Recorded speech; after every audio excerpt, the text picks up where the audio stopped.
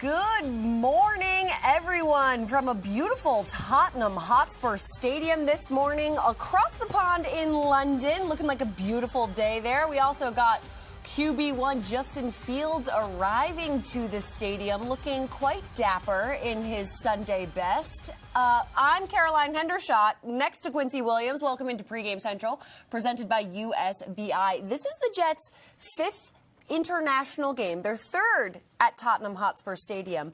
How are we feeling about an international game, Quincy? Feeling pretty good. I think it's going to be a good day for the Jets. I think, honestly, though, this is going to be a tough matchup. Let's be honest here, right? Like, the Broncos are a really good defense, a pretty talented offense as well. They get the ball down the field, and on defense, they bring a lot of pressure. That's going to be really challenging for these guys to figure out how can they make this matchup a little bit easier for them. I think one of the best things to do for this team is run the ball. No, you didn't play at Tottenham, but you played an international game in London at Wembley. What do you remember about that game? Not too much, honestly. It's kind of a blur. Like, that season was so crazy, 2015. We had a great team. We did so many good things on the field. Unfortunately, it didn't end the way we wanted it to. But one thing I really remember about that week was that we traveled on Thursday night and practiced Friday morning. So the whole weekend, I was pretty tired. I didn't get a chance to travel. I didn't get a chance to really visit the sites, right? I really would have wanted to do that. And these guys, they left on Monday. So not only are they kind of getting a mini vacation, but they're also going to get a little reset before this game so they can kind of be fresh. Yeah, they've had time to adjust to the time change, kind of established themselves out there, so that was good. The Broncos also went immediately from their game in Philadelphia, and they went straight into Tottenham as well in London. So let's get into this matchup, because this Broncos team, you previewed it a little bit briefly, they're going to be a tough matchup against the Jets team. So what stands out to you just off the jump with these two teams? Yeah, I mean, the biggest thing, honestly, is the defense. Man. This is one of the top defenses in the country. They number 2 in pressure rate, number 6 in blitz rate. So they really get after the quarterback, and that's something that the Jets have kind of struggled with. I like what Justin Fields is doing, but I think he has to start faster. One of the things that I'm seeing from him is that he's not very active on third down, so he's putting his team in difficult situations.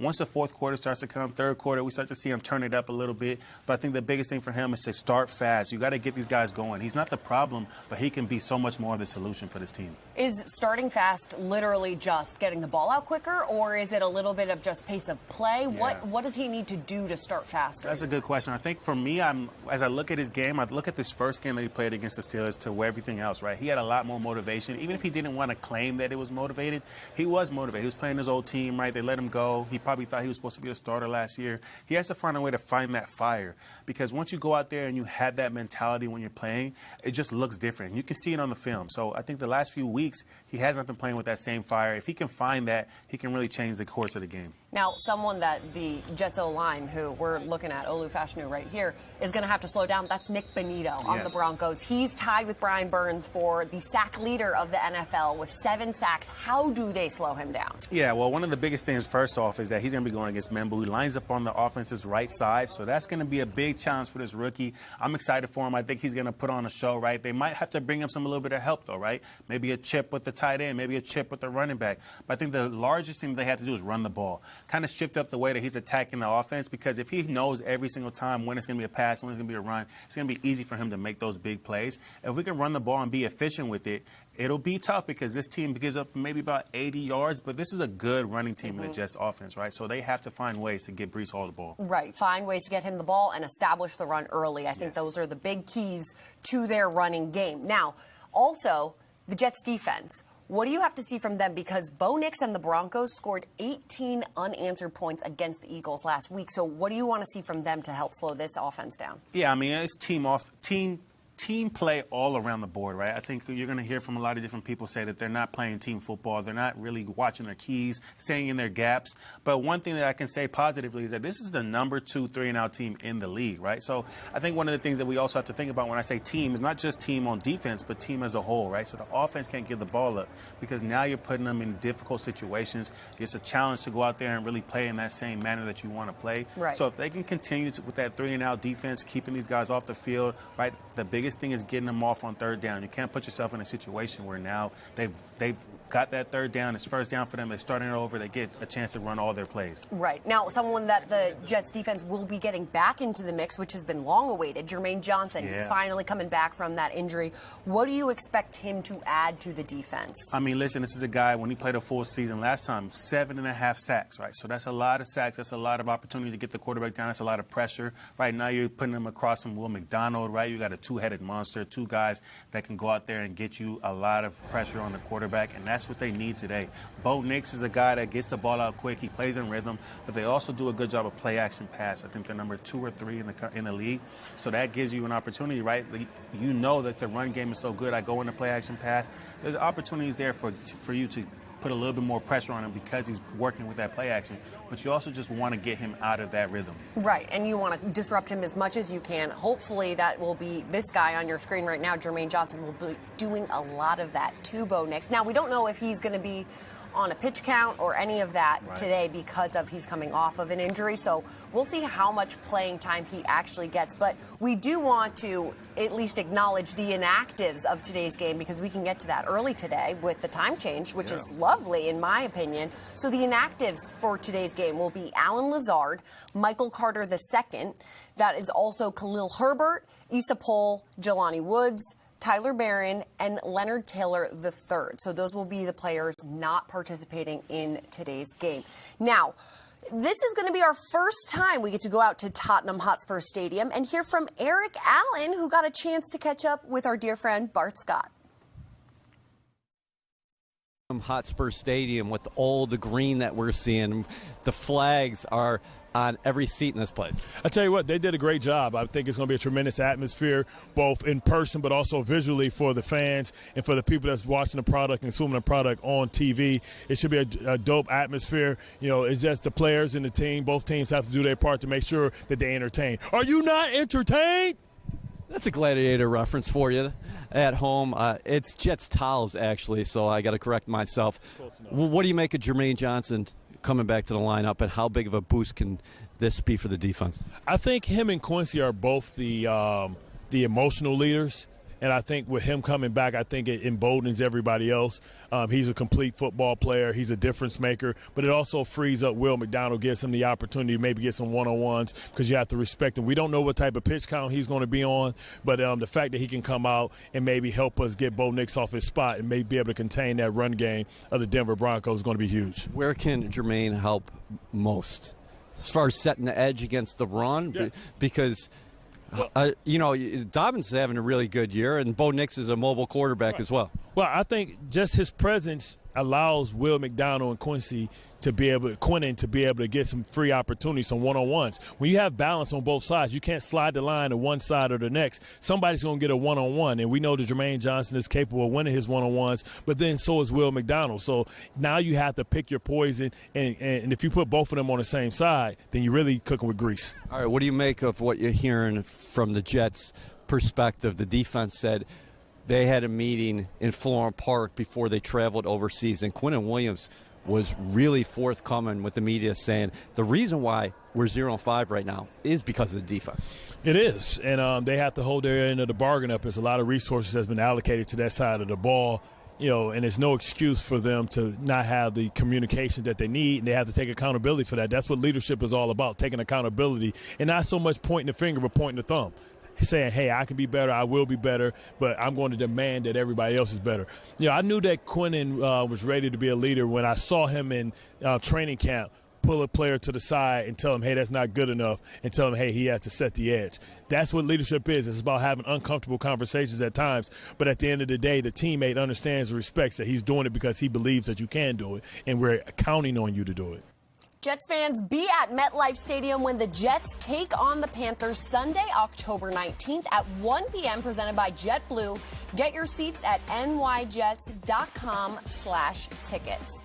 Now, Quincy, let's dive into the Jets offense against this Broncos defense because the Broncos lead the NFL with 21 sacks this season. 14 of them have come without blitzing. I found that crazy when I was looking at the stats ahead of this game. Now, so what do the O-line need to be aware of to kind of prevent a sack from happening? Yeah, I mean, I think the biggest thing, I'm going to keep harping on this, is to run the ball, right? Just kind of getting them out of their rhythm. But then after that, the O-line can only do so much. Now, they were losing a lot of one-on-ones last week. That's one of the things I didn't like, is that, okay, it's one thing if there's a lot of games and twists, but when you're losing your one-on-one right off the snap, it really makes it difficult for your quarterback to get these plays out. So it's about him, it's about the offensive line, and then it's about the quarterback getting the ball out on time. Right? You got to put your guys in a good position, getting the ball out quick if you need to, finding your outlets. Those are all important parts of playing quarterback that we have to see more consistently. Then the receivers, the tight ends, the running backs got to get open. That's another thing that we got to talk about, right? Is that these guys are doing their best, but their best is not enough at times. So you got to get open. Garrett Wilson can't be the only guy that's getting open. Right, exactly, because, I mean, that's an easy recipe to shut down an offense if it's just one guy. Now, what does it say about a defensive front when you are having that much success sacking the quarterback without blitzing? Right. I mean, you've got a great line, right? We know a guy over there right now, JFM, right, in the interior. So they've got a good defensive line full of guys that are making plays. Jonathan Cooper on the opposite side has 2.5 sacks. JFM has 2 sacks, right? So these guys are getting to the quarterback, and they play so many different ways, right? They might have 4 down guys. They might have 5 down guys, right? It doesn't matter. They're willing to go after the quarterback because then they know in the back end with their 2 cornerbacks, right? We already know about Pat Surtain, right? Riley Moss is the other guy. Those guys are lockdown corners at times, right? Now, this year, they have not been that same thing, but we have to talk about that matchup with Pat Surtain and Garrett Wilson. Like, that's been something that's been going on, 4 or 5 years straight now, you know? And so he kind of has his number. And so if he can't get open, the other guy that's going against Riley Moss has to win those matchups. And Pat Surtain's coming off of Defensive Player of the Year, so what do you expect that matchup to look like? It's going to be tough. I mean, I think one thing Garrett has maybe on his side is that he's in an offense that there's a lot more motions than previous years. So he has the opportunity to get off of those bumps, get into positions where now he has more leverage, right? All those things are important. The Jets have to find a way to get back into that offense. I think we saw a little bit of it in the beginning of the year, but they've kind of faded away trying to find out what their identity is. If they can build that run game and then keep moving Garrett Wilson around this game, it can at least allow them to create a bigger passing game. We've seen a lot of success with the Jets offense when they're running a hurry-up style. Yeah. So do you expect to see a little bit more of that today, maybe more of it just off the jump as well? Yeah, so that's something interesting that they could try out, right? I think that they've mentioned that their NASCAR style is what they call it, something where they can get on the ball and just kind of call these plays quickly. I think it's something to think about if the game is not going in the way that you want to. But I think as an offensive coordinator, you have your plays that you want to run, and you have them out of different sets. As soon as you get into that NASCAR, it's a little bit more challenging to get into the sets that you want to. So I think a lot of these guys have a lot of pride. They want to run the plays that they want to run. Now, if they have to get into it, they know they have it available. Now, you mentioned Breece Hall earlier and the importance of running the ball, but you also mentioned how this Broncos defense has allowed just 88 yards per game. So how does Breece find not only those gaps within the defensive front to really get behind them, but also just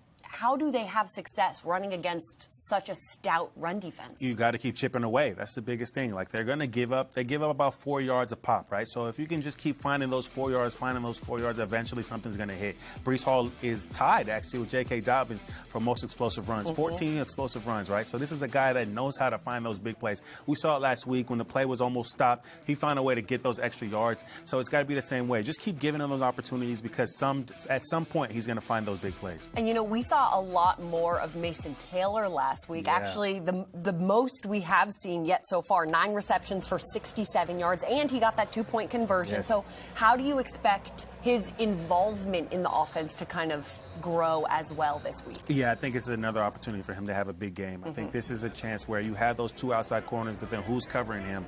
That's going to be a challenge for the other side, is that this guy knows how to get open, and he also knows how to catch the ball. So even if he's not right there able to make the catch, I mean, even if he's not in a position where it looks like he's open, he's going to find a way to make the catch. And that's what I love about him. He's a young guy that's been getting better in the running game, but also finding his opportunities in the pass game. And this is a great chance for him to do more of that. Yeah, I feel like he's going to be the secret weapon and maybe the keys to success for the Jets today, since Courtland Sutton is going to be all over Garrett Wilson, since the Jets have that really tough run defense that they're going to be going up against with Breece Hall trying to take that helm. But I think maybe Mason Taylor is where Justin Fields will find a little bit of that comfort in the checkdowns for him. Okay, so let's go back to Tottenham because we're going to hear from EA and Eric Coleman in the stadium.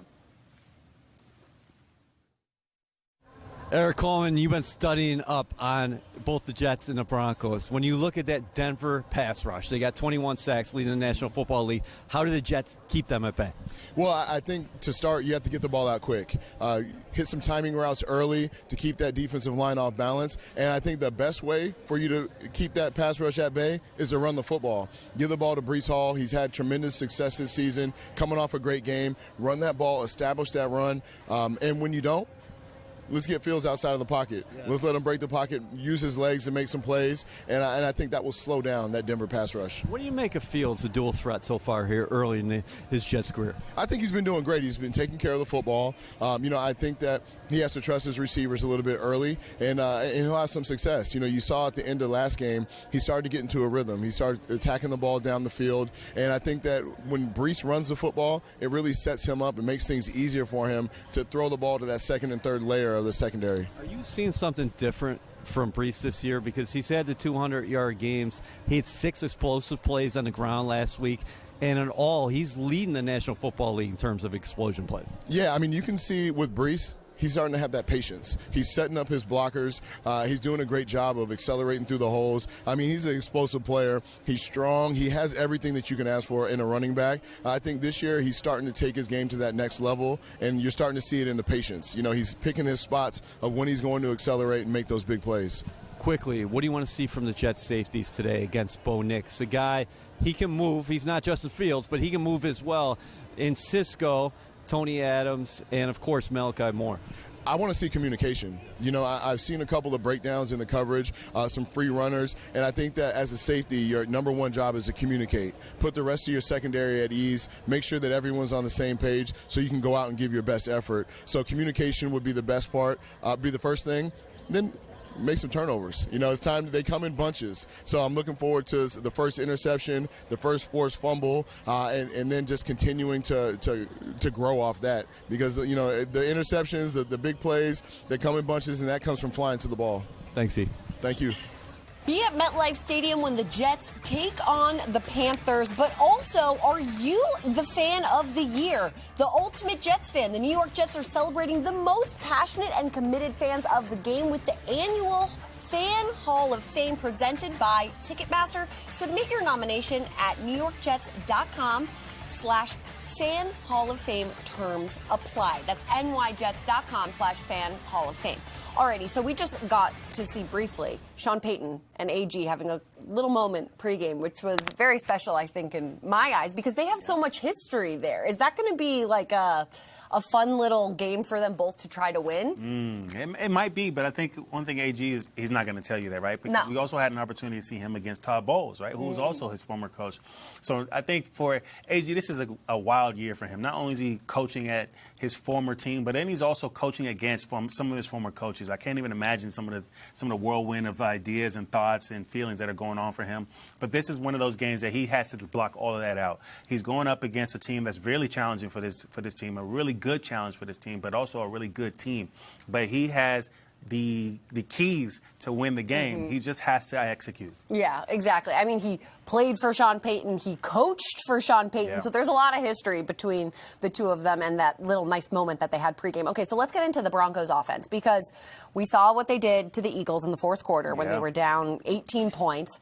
And what do you think the biggest thing with Bo Nix trying to limit him and just kind of stifle the offense that he typically likes to run? Yeah, when you're looking at it, right, he didn't really start to get the offense going into that fourth quarter. He really found his groove. He found his rhythm. And so the biggest thing is to continue to take him out of that rhythm, right? Now you have Jermaine Johnson in the game. You have an opportunity to bring more pressure on him. But then on the back end, right, I've seen these guys do so many different coverages. I think it's important to confuse him.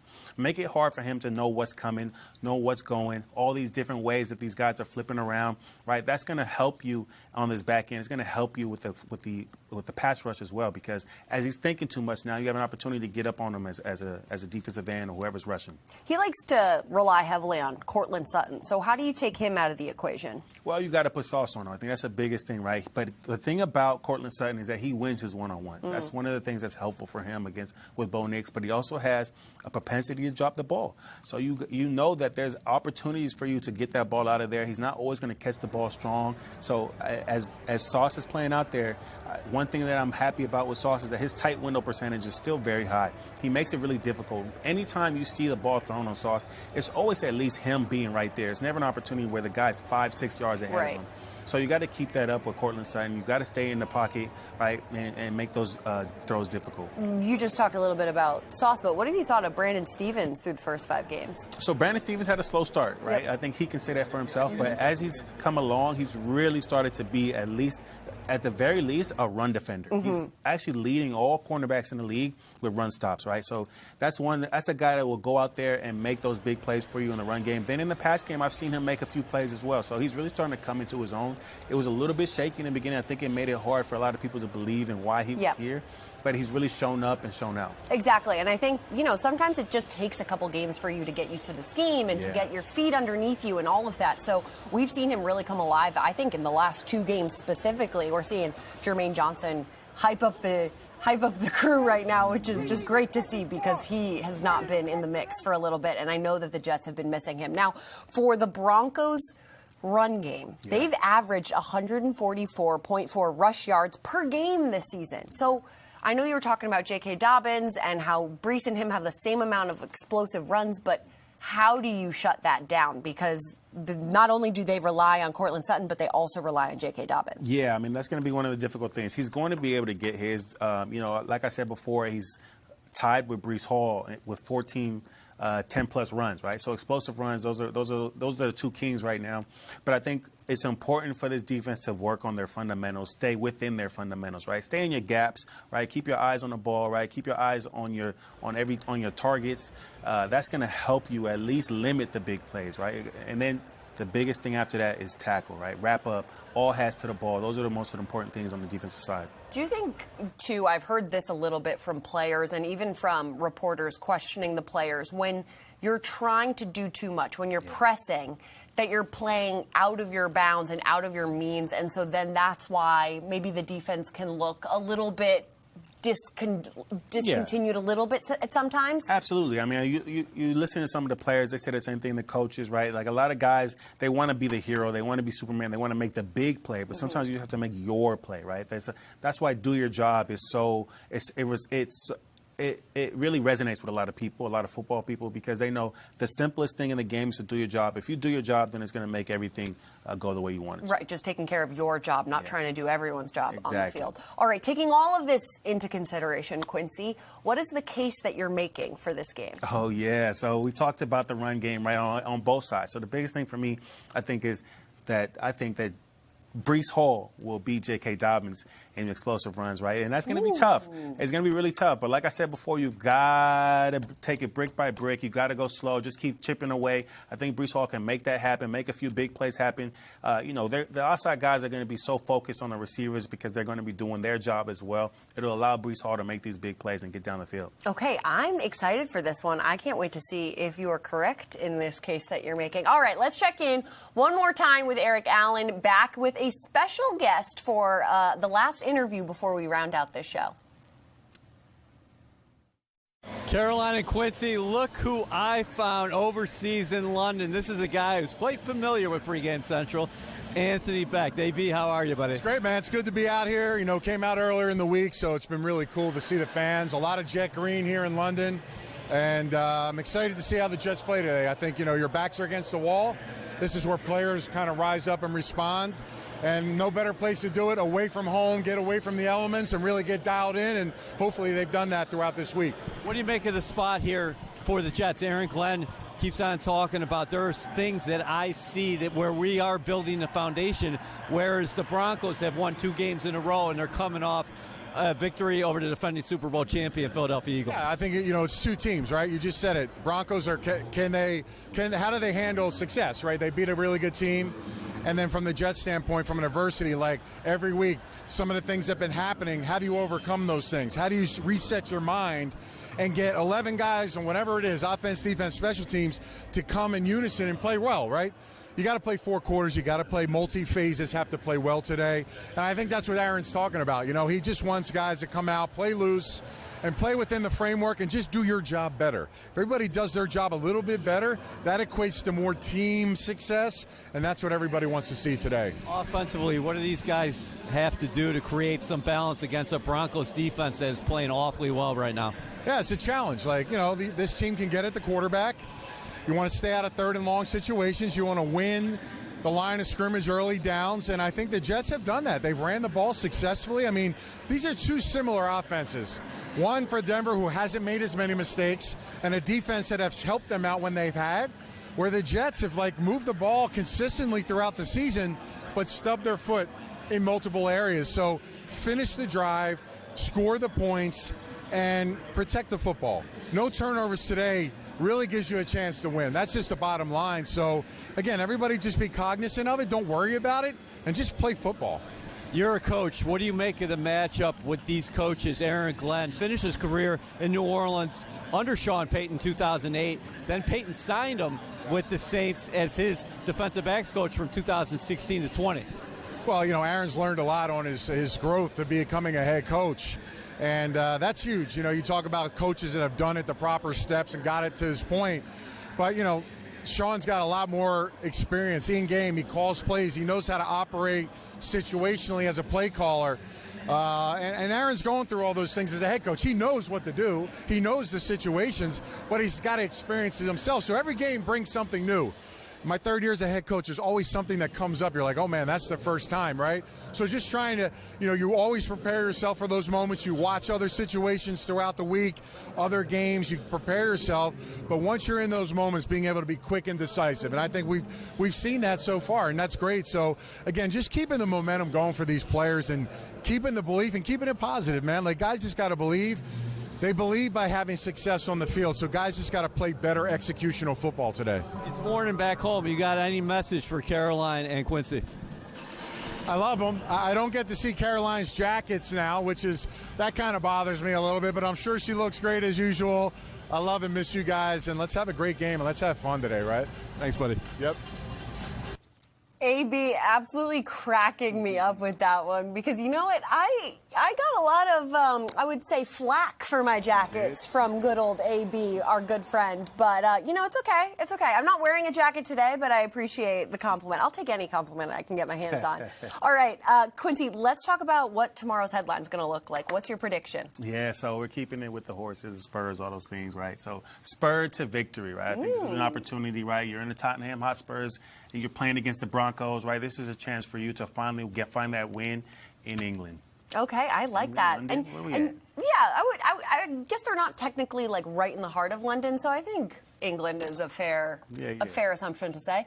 Now, before we go, what is just the overarching final thoughts that you have ahead of the matchup? Yeah, so I'm going to keep repeating it. Run the ball, Yep. run the ball, run the ball, run the ball, right? I want to see them running the ball. Then obviously after that, you can get into some of the things that I think that Tanner Engstrand wants to do, which is play action pass, moving your quarterback around, getting into the boots, all those different opportunities for you to push the ball down the field with a little bit of misdirection, right? Moving your guys around. Let's see the offense that he came here to show. I think that they've been doing a good job of executing some things, but it could be so much better. And I think running the ball, obviously you make such a good point with that because when they were running the ball week 1 against the Steelers, you saw how much creativity they were allowed to kind of incorporate in the rest of the offense and the rest of the scheme. They had drawn up plays with Justin Fields running in for a touchdown, and so it got more creative because they were able to establish the run early. So I do think you're completely right with that. Establish it early and just kind of get into that rhythm from the first drive. And like AB was saying,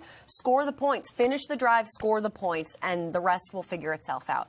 All right, everyone, thanks so much for tuning in with us on Pregame Central. You'll see us on Jets Overtime 30 minutes after the game. Enjoy the rest of your morning and some early morning football at that. We'll see you guys soon.